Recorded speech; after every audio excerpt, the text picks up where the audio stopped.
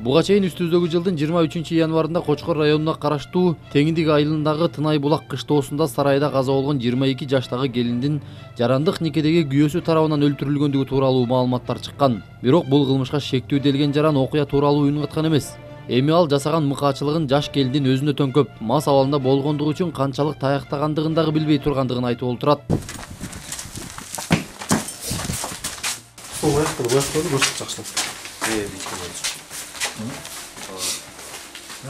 Үч жерде ичип отургансың, Сыртка чыкканбыз.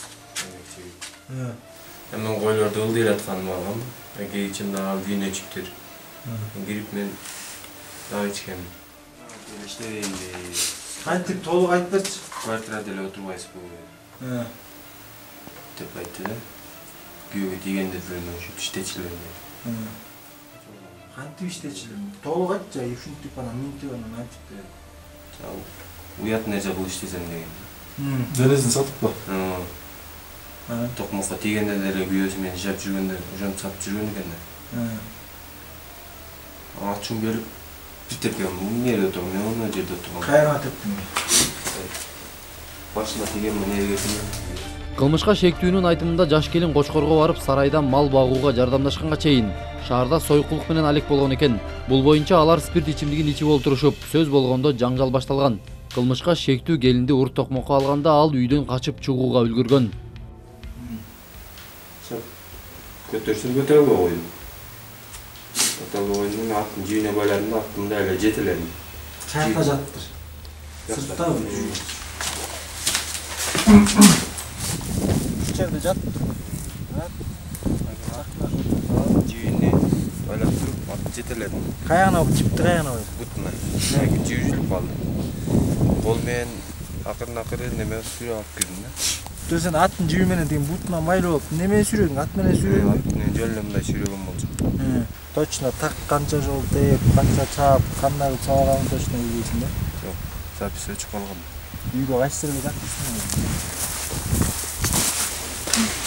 Мен качышладым да, башы буякта калган.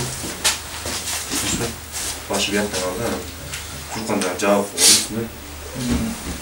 Ким барып ичип отурдум. Ошол күнү окуя болгон учурда сен кандай кийиммен жүрүң эле? Кийим болчу анан эмне жамашым бар болчу ошол. Ушул куртканы кийип жүргөнсүң, э? Ушул куртканы. Аяшты жакындап катсаң. Мына куртканы мына жерлеринде кызыл тактар бар, кызыл тактар. Жеңдеринде дагы. Мындан тышкары 2021 жылдын башынан тарта биздин Кочкор районунун аймагында 2 оор кылмыш катталган. Адам өлтүрүү фактылары болду өттү. Бул адам өлтүрүү фактылары боюнча бүгүнкү күндө экөөнтөн бет ачылды. Өзүңүздөр билгендей, бир адамыбыз Ош областынын жараны болуп чыгып, Ош областынан барып, ошондой жеринде иш алып барып, криминалдык милиция кызматкерлери тарабынан кармалып келинди. Келин каза болгон соң кылмышка шектүү Ош облусуна качкан.